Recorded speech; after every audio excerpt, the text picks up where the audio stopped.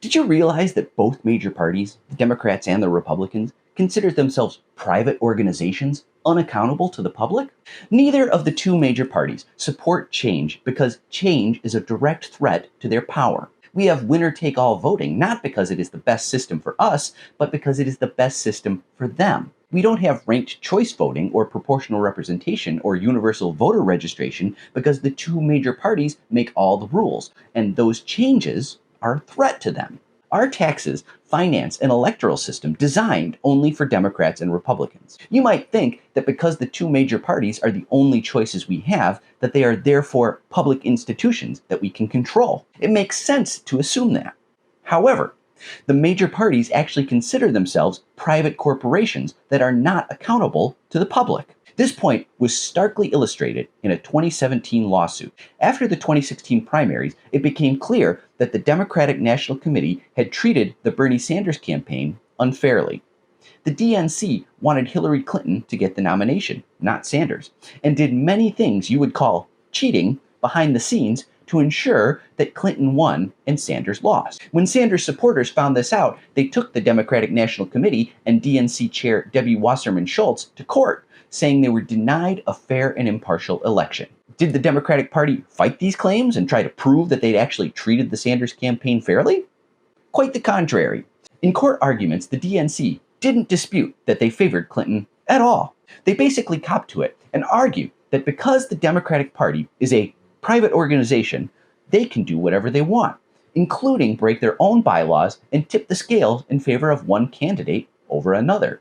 While the judge recognized that Sanders and his supporters had been cheated, the case got tossed anyway.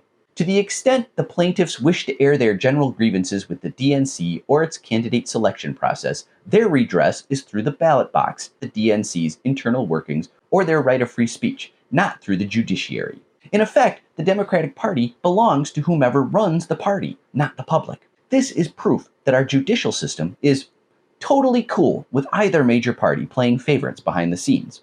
The judiciary claims to have no power over such things. According to U.S. law, the two major political parties are private organizations that you and I have almost no power to control. The court's answer is basically what Comcast says when you call to complain about their service. You don't like it? Go someplace else.